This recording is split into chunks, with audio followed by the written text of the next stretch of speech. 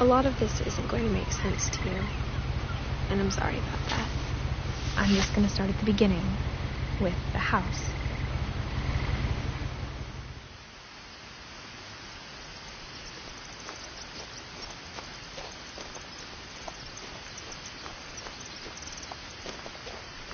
I lived here until I was 11, but I wasn't allowed inside half the rooms.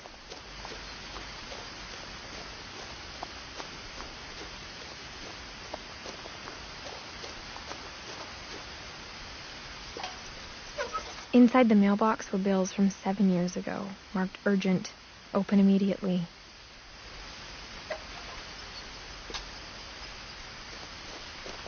I hadn't been back since my brother Lewis's funeral.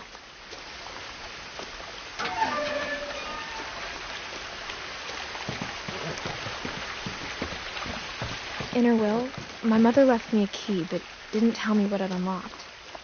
Maybe she thought I'd know. Or she thought the mystery would be enough to bring me back.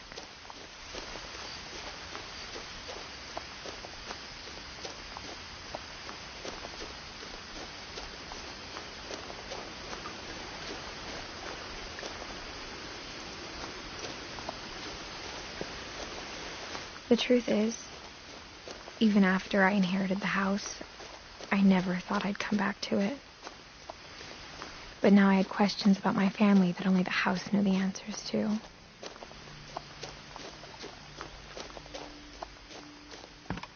The woods around the house have always been uncomfortably silent, as if they're about to say something but never do.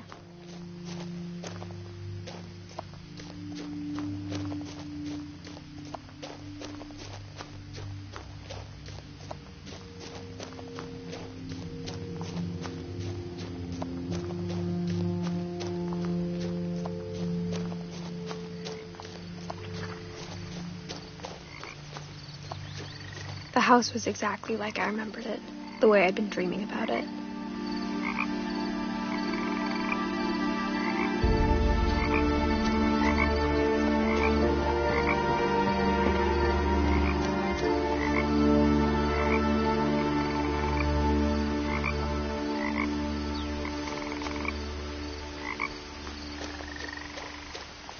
As a child, the house made me uncomfortable in a way I couldn't put into words. Now, as a 17-year-old, I knew exactly what those words were. I was afraid of the house.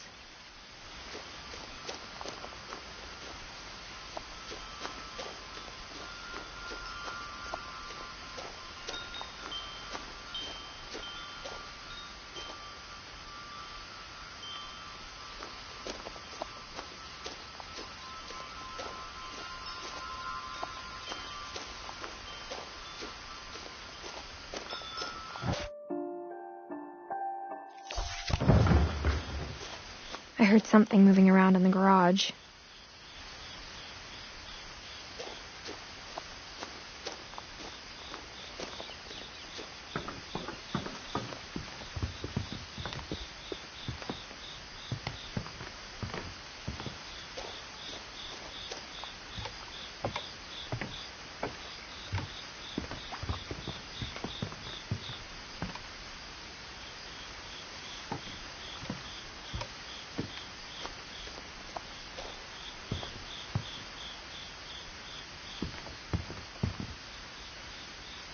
I hoped the key might unlock the front door. It didn't. Looking in, I felt like the house itself had been waiting for me.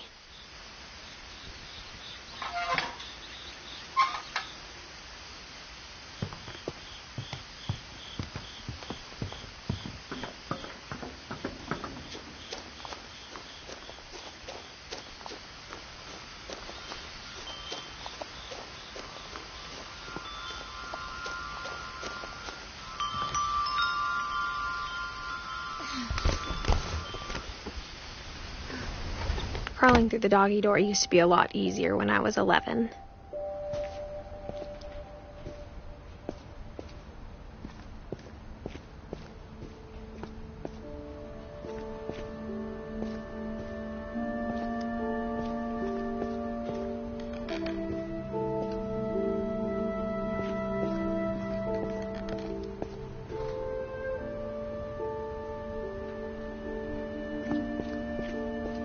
For the first time in years,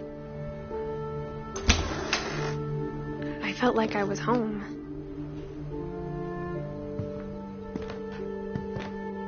But instead of a family, there were just memories of one.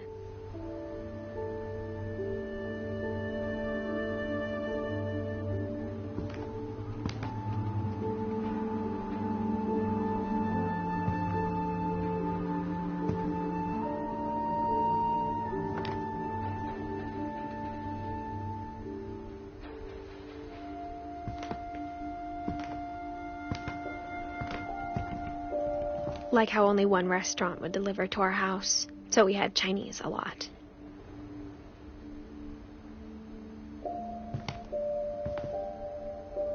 Or how after Louis started working at the cannery, we all got sick of eating salmon. Except our cat, Molly.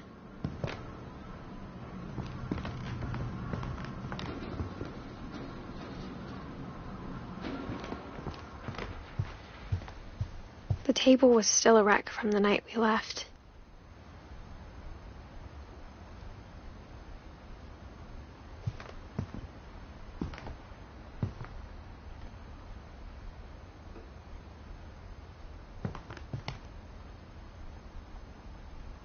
It was like a bomb had gone off, killing everyone but sparing the furniture.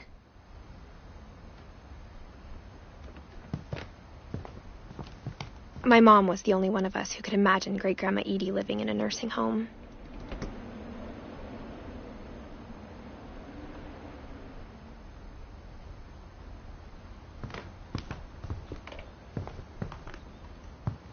Nothing in the house looked abnormal. There was just too much of it, like a smile with too many teeth.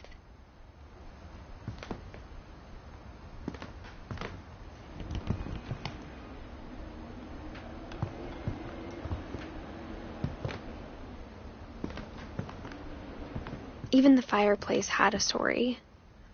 Edie told me the bricks came from the original house, after it sank.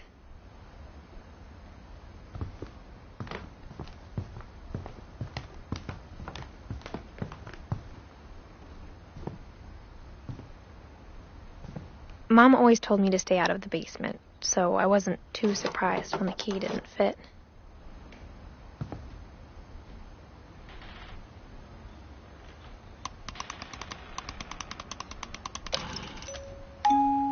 Great-Grandpa Sven built a music box for Barbara, along with the rest of the house.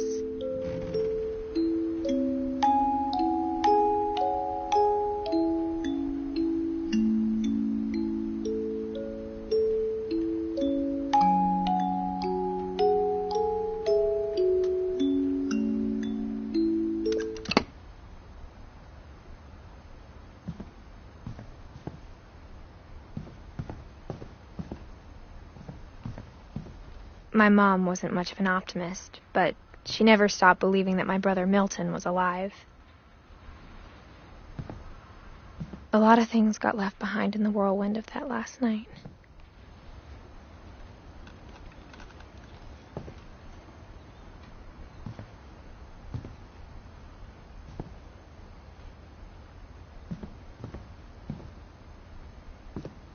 After Milton disappeared, Mom sealed up all the bedrooms. Then Edie retaliated and drilled peepholes.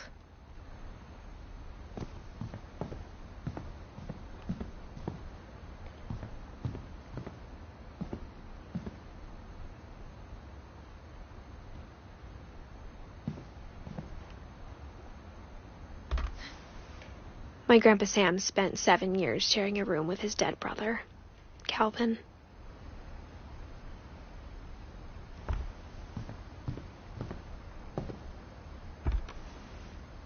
The last time I was in Edith Sr.'s room, I was 10 and she was painting my portrait.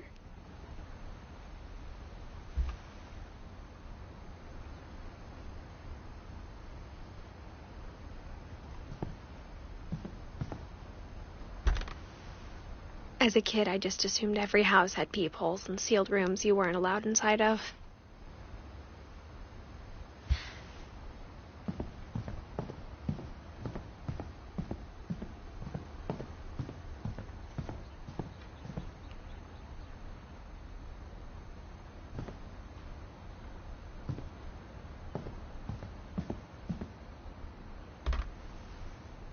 Molly always seemed like a girl I could imagine being friends with, if she hadn't died in 1947.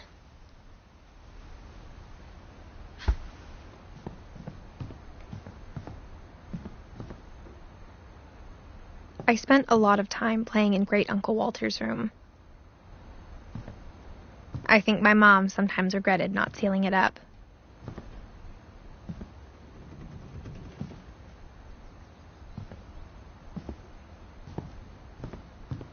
Lewis told me there were secret passages, but I never believed him.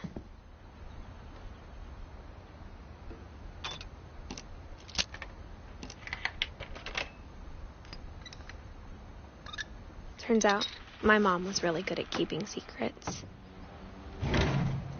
Now it was time to find out what my mom had been afraid of.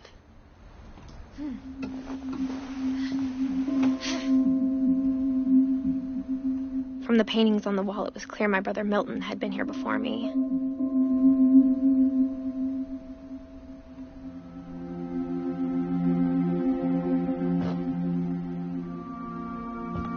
Reading this, maybe it sounds like I had a plan.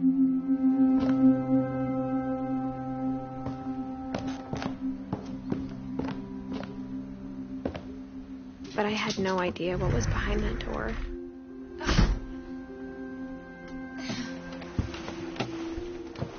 Just like I had no idea where all this was gonna lead.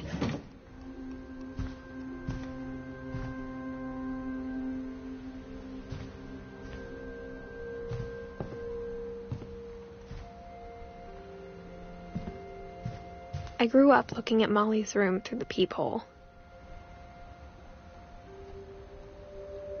Molly's gerbil had a tiny bedroom with its own even tinier gerbil cage.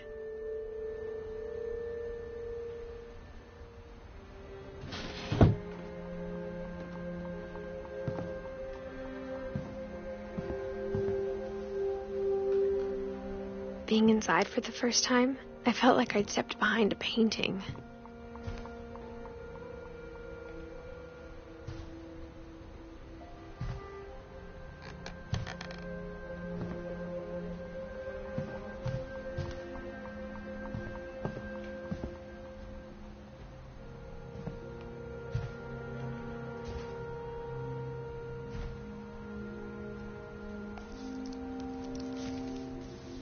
December 13th, 1947. Dear Diary, I'll be gone soon, but I wanted to tell somebody about what's gonna happen. It started when Mom sent me to bed without dinner. I woke up and I was starving, so I looked around for something to eat. The gerbil food was dry, but I didn't mind it.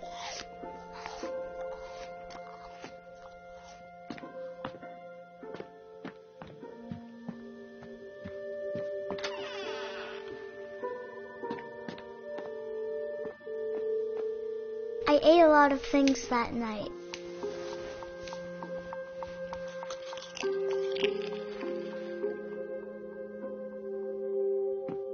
I kept eating and eating.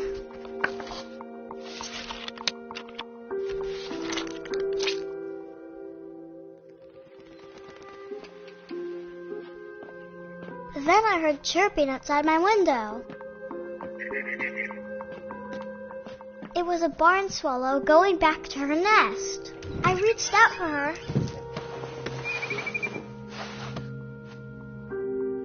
And suddenly, I was a cat.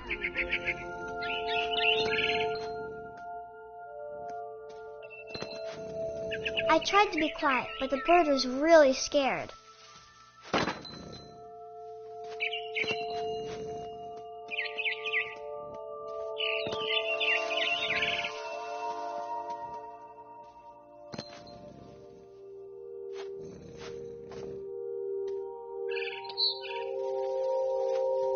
Mom and Dad didn't even look at me.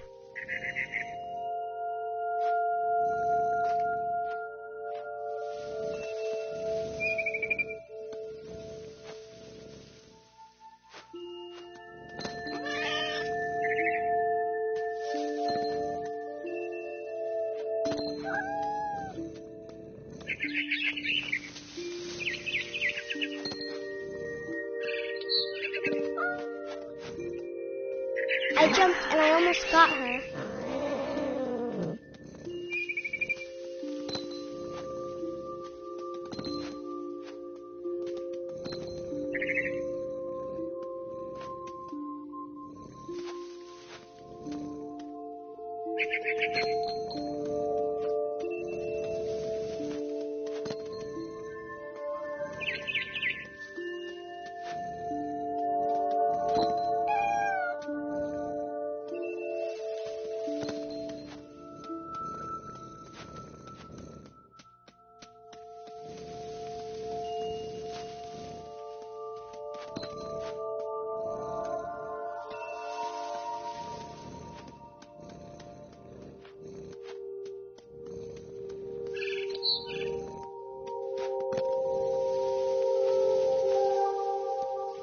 I could tell she was getting really tired. Now I was up in the big tree. I promised Dad I wouldn't climb it anymore. All I cared about was eating that mama bird.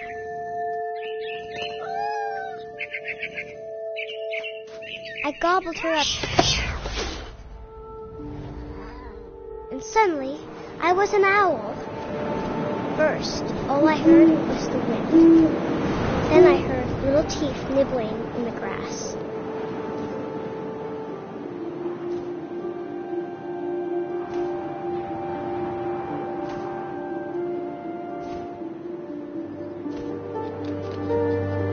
Rabbits.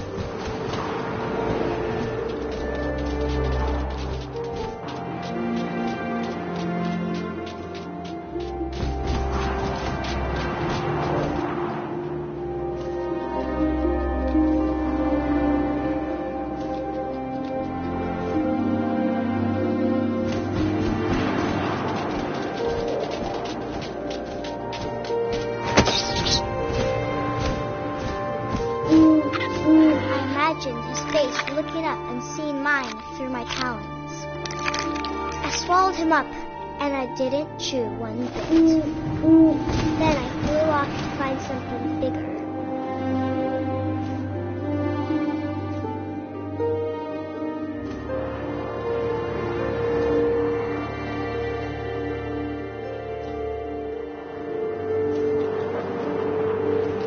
A mama rabbit.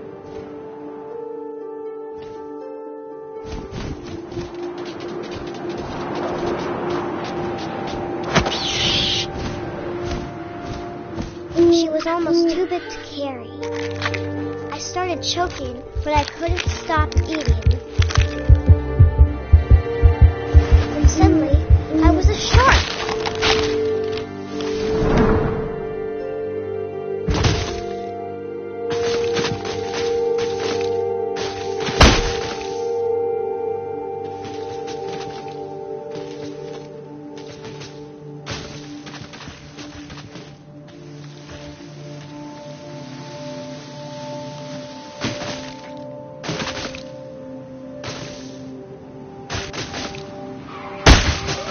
I rolled off a cliff and into the ocean. Now, I was hungrier than ever.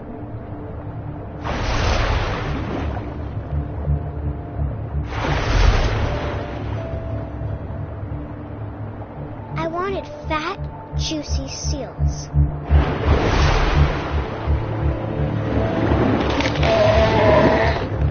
I tore off her flipper, and it tasted really good.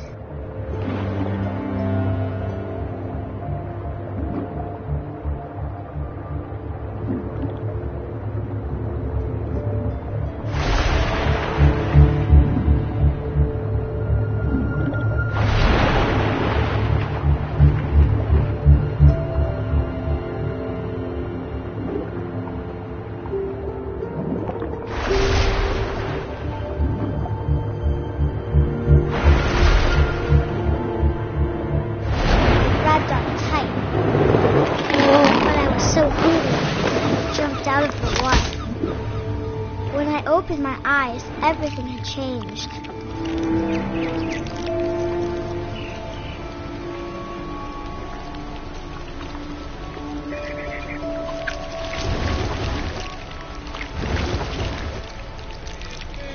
Now I was a monster, and I smelled people everywhere.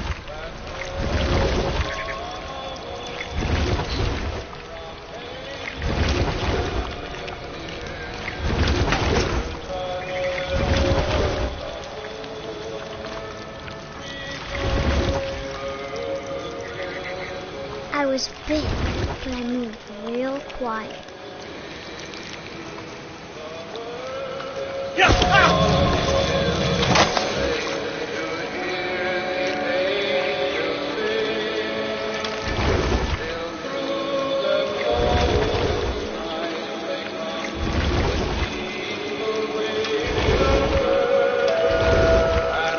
I wanted to stop, but also I didn't.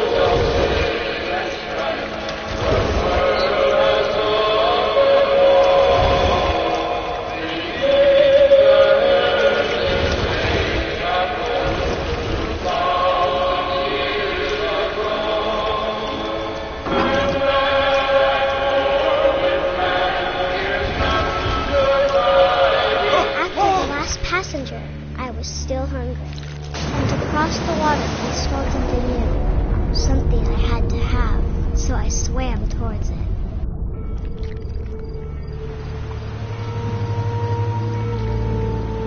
I slithered onto the sand, and the good smell went into an old pipe.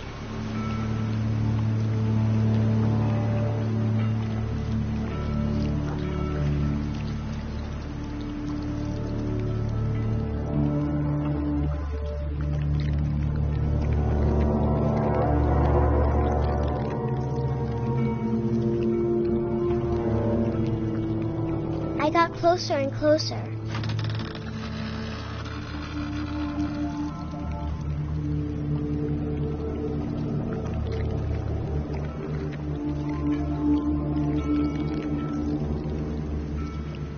All my stomach started growling. And suddenly, I was me again. I held my breath for a long time, but I couldn't hear anything. I think it's waiting for me to fall asleep. But it's not going to wait much longer.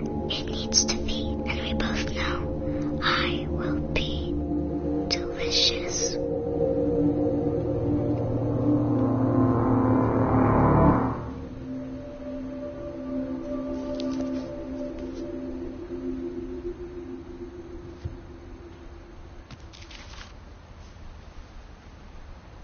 I'm not sure if I believed all of that, but I'm sure Edie would have.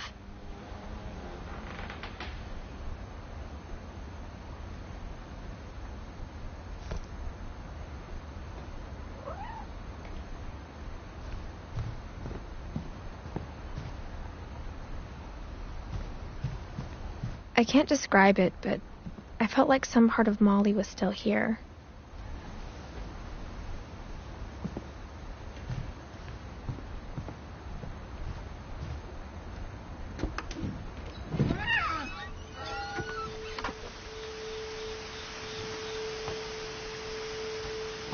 This will be obvious later, but my mom never told me any of these stories. Edie would have, but Mom didn't like bringing up the past. Though, when we adopted a stray kitten, she was the one who named it Molly. I spent a lot of time in Great-Grandma Edie's room.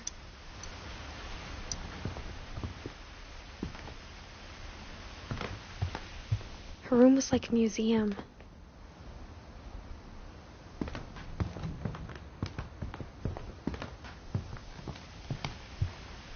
Louis died a week before we left, but Edie had already started to memorialize him.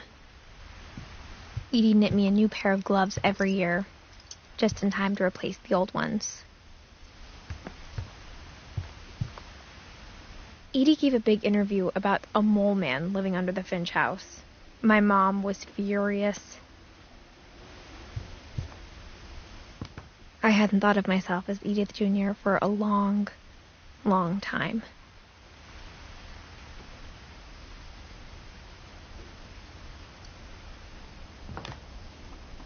One summer, they evacuated the island, but Edie refused to go. For a few weeks, she was a celebrity. When Edie told people Sven was killed by a dragon, she could also have said he was building a dragon-shaped slide that collapsed. She could have, but she didn't.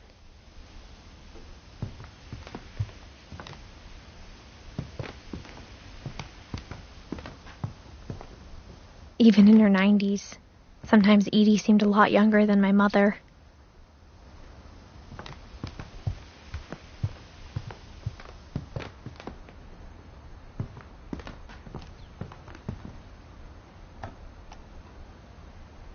For 500 years, the Finches have been famous throughout Norway for their fortune and misfortune.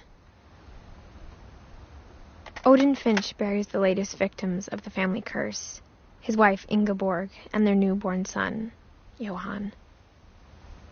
On January 7th, 1937, he set sail with his family and his house, hoping to leave the curse behind. But 40-foot waves off the coast of Washington send the house and Odin to the bottom of the sea.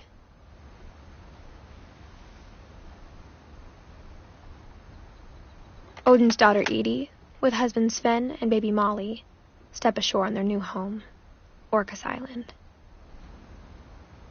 Odin Finch is the first to be buried in the new family cemetery. His daughter Edie is already dreaming of a new Finch house.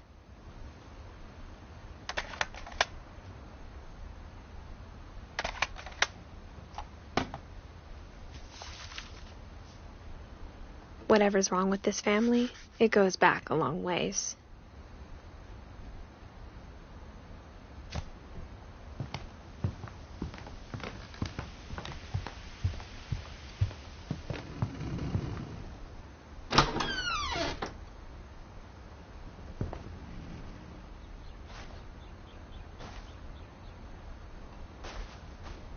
The only trace Grandpa Sam's first wife, Kay, left on the house was the pink bathroom.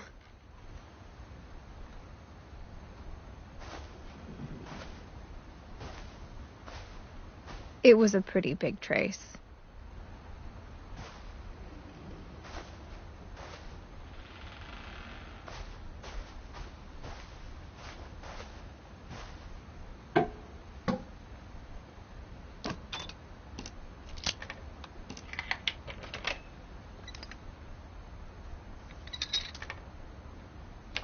There's a secret in this bathroom. It's in the last place you would look. It isn't in the cupboard. It's hidden in this book.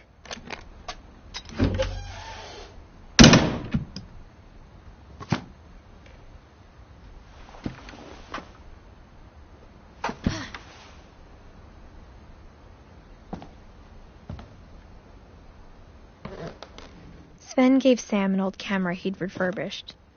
He never put it down.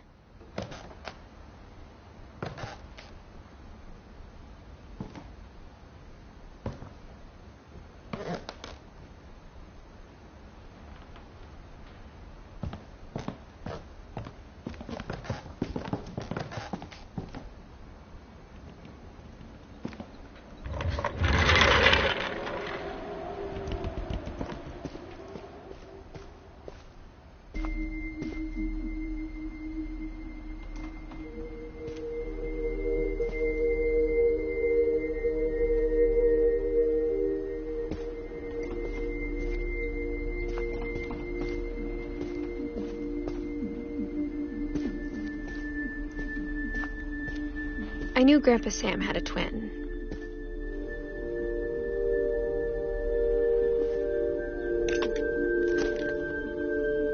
And that he never talked about him.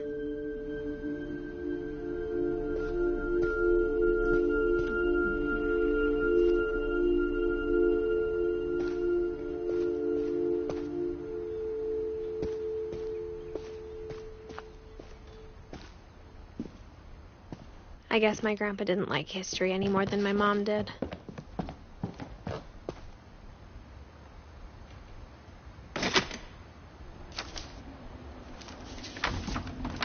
How I Want to Remember My Brother by Sam Finch. The thing I remember is that when he made up his mind, that was it.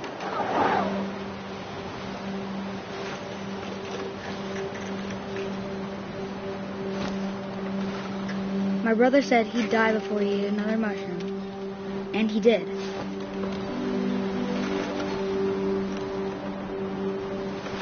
At Barbara's funeral, we swore we'd never be afraid again, and he wasn't. I think Calvin always wanted to fly. Sam! Calvin! Dinner's ready! Coming! But that day, he finally made up his mind to do it. I told him going around was impossible.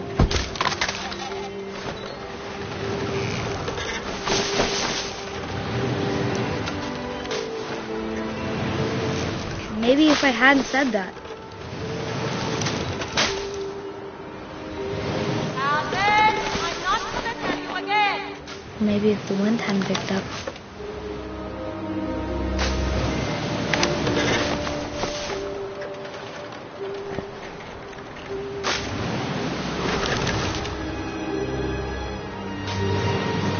Then maybe he'd still be here. But I doubt it.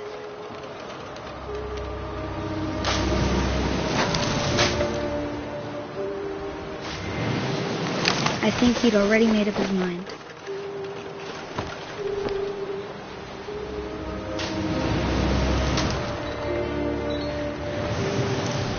That's what I want to remember about my brother.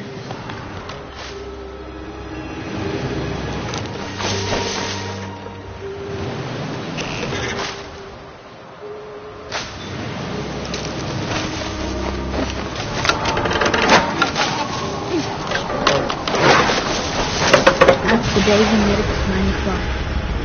And he did.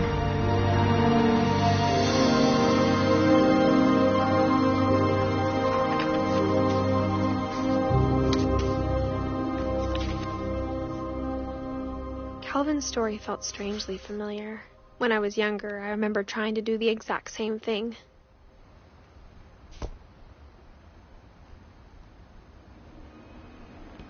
After the funeral, Edie roped off Calvin's half of the room.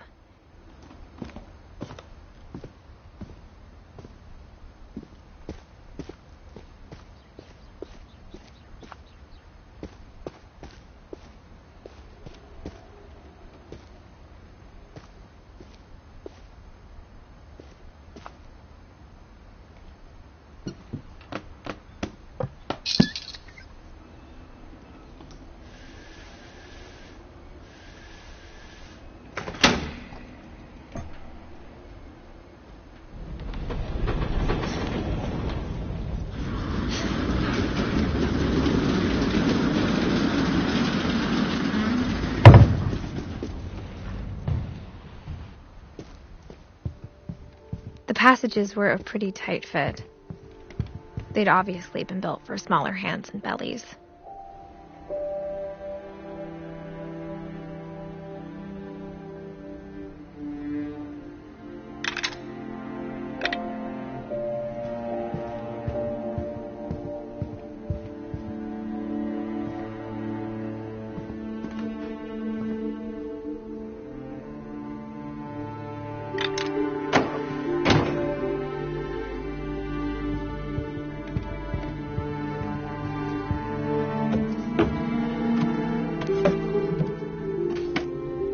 Growing up, I always thought of Barbara as a child star.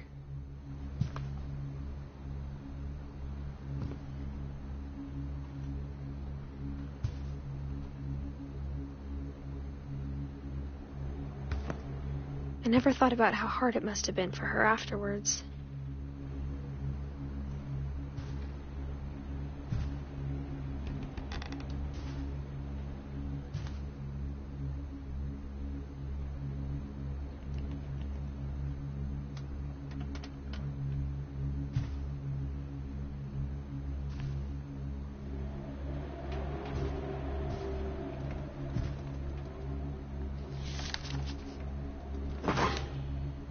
Of all the stories people wrote about Barbara's death, I'm surprised Edie saved this one.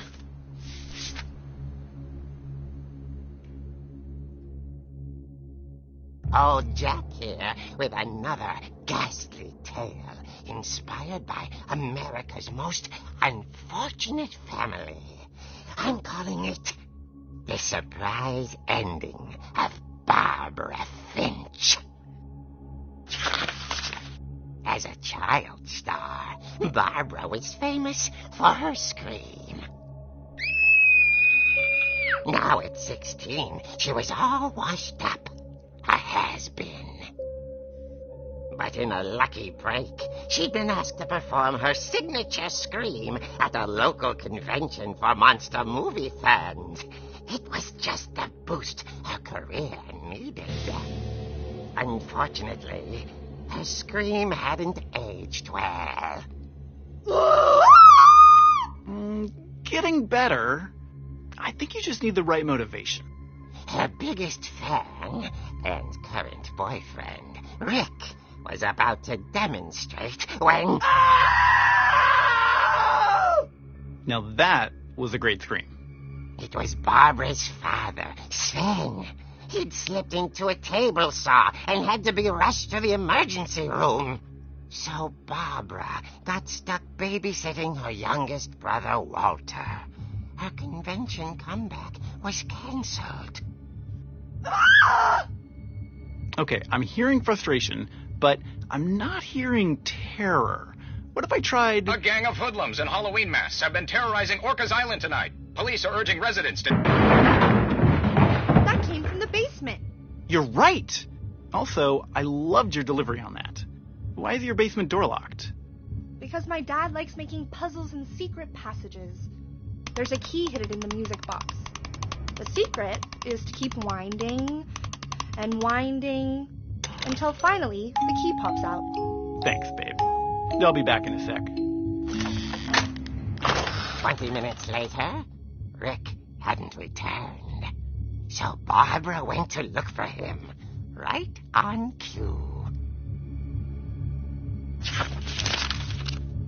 She reached for the music box. And as she wound the key, she listened for Rick, but the house was silent.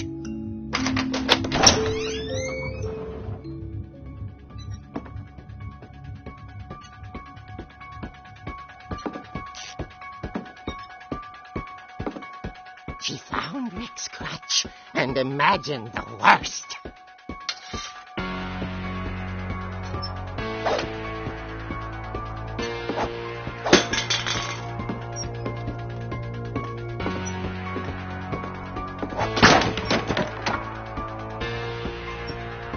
The gang's leader is the infamous Hookman killer, Dr. Carl Hamill, who impaled and then ate his family 10 years ago tonight.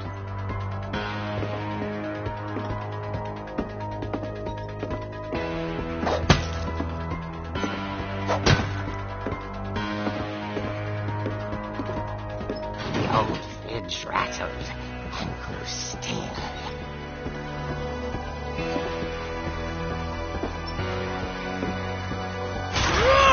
Oh, dear!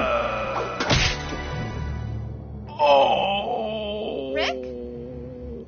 Barb, relax. I was just trying to scare you to help you find your scream. Well, I'm not scared, Rick. I'm furious. Then act furious.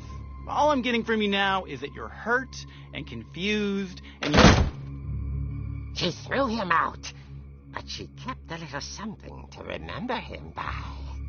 Barb, have you seen my other crutch? And she was still holding it when she fell asleep watching the late picture show. Hours later... Barbara! Walter, what's going on up there? Ah! Okay, I'm coming up, but if this is a trick, you're dead, Walter.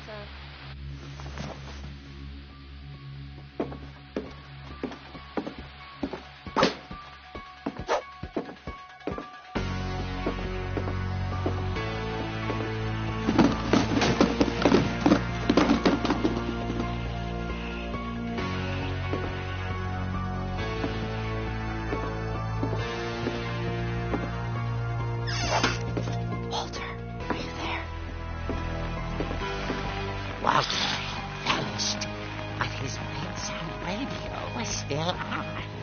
Orcas Island police describe the man as 6 feet tall, with a steel hook for a hand. Residents are urged to lock all doors and windows and notify the police of any suspicious activity. Barbara turned, saw the hook man, and was speechless. He was quite smashing.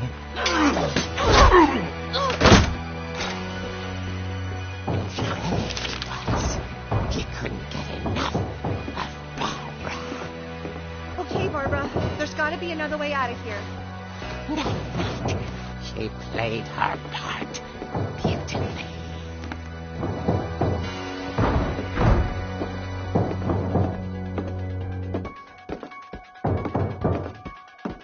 Molly's door hadn't been opened in years. The hinges grow.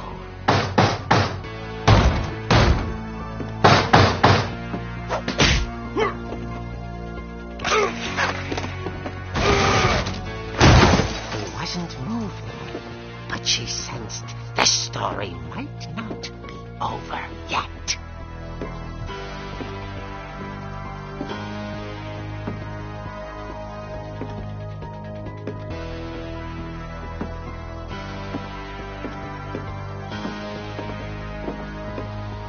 The hookman had vanished. She listened for his breathing, but all she heard was...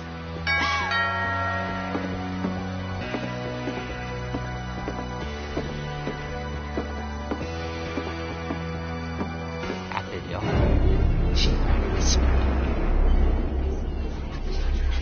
It was coming from inside the house.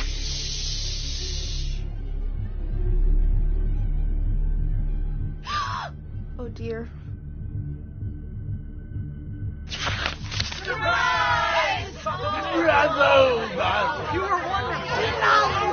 monsters had come to surprise her.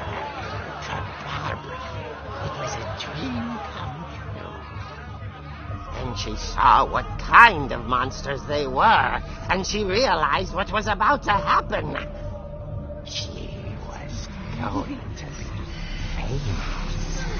And with her final breath, Barbara Finch gave the performance of her life.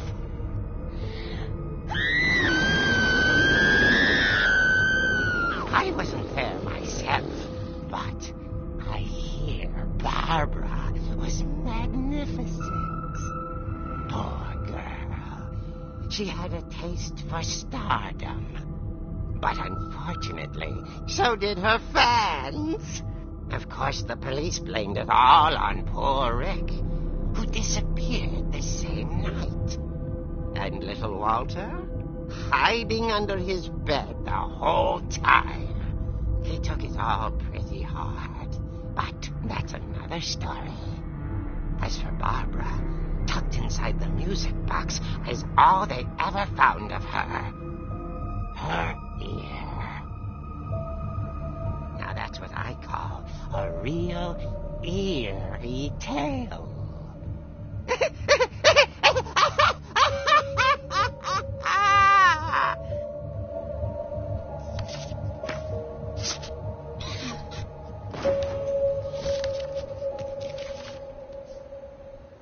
Edie told me all Barbara wanted was to be remembered, as absurd as that comic was.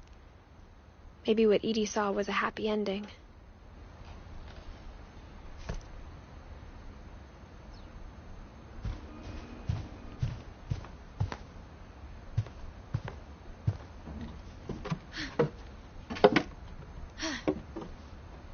I guess now I know why Mom didn't like me playing with the music box.